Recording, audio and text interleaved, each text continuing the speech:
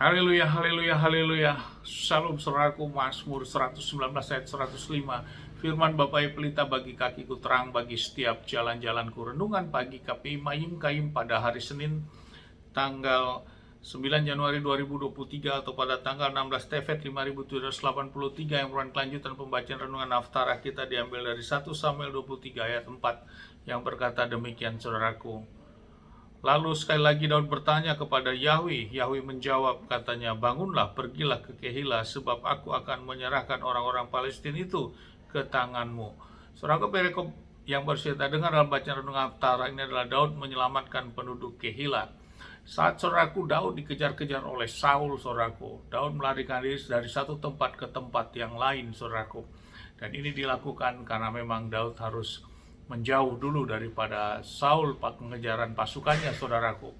Dan saat pelarian seperti ini, Saul mendengar bahwa orang Palestina menyerang penduduk ke wilayah Kehila, saudaraku. Dan disinilah Daud tergerak untuk menyerang terhadap orang Palestina. Namun orang-orang pengikutnya merasa ketakutan, saudaraku, karena dia tahu bahwa dia tidak mungkin akan mengalahkan orang Palestina tersebut. Namun beda dengan Daud, saudaraku. Tapi Daud sebelum berangkat melakukan hal itu, dia terlebih dahulu melakukan berdoa dan meminta petunjuk, minta Bapa Yahweh untuk apa yang harus Daud lakukan, dan dia berdoa, saudaraku. Dan ini bukan hanya sekali, karena Bapak yang memberi jawaban sampai 2 kali. Saudaraku, sikap hal ini yang menjadi renungan bagi kita. Seorang Daud saja yang sudah diurapi ini, saudaraku, untuk mengambil suatu tindakan, melakukan suatu peperangan dalam kondisi seperti sekarang, termasuk juga kita melakukan suatu peperangan terhadap wilayah-wilayah tertentu dalam konteks peperangan rohani, saudaraku, untuk mendoakan wilayah tersebut. Tentu kita bukan sikap yang membabi buta, saudaraku, walaupun kita memang sudah penyembah Bapa Yahweh. Namun kita tentu bertanya, meminta kepada Bapa Yahweh, minta tuntunan terlebih dahulu, apakah kita harus lakukan itu atau tidak. Kalau tidak, saudaraku, kita belajar seperti Daud, saudaraku. Hal inilah yang penting, karena inilah karakter para nabi-nabi sebelumnya yang memang diurapi oleh Bapa Yahweh. Kita tidak menjadi orang yang menjadi ekspektasi atau hanya berpikir secara rasional pribadi, saudaraku.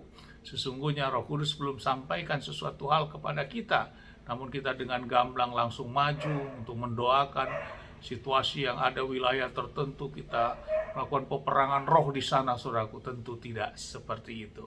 Lewat renungan ini untuk meneguhkan bagi kita, untuk kita melakukan langkah-langkah dalam setiap peperangan rohani juga, kita harus berdoa dulu, saudaraku. Minta tuntunan Roh Kudus, minta tuntunan Bapa Yahweh, apakah hal itu diizinkan atau tidak.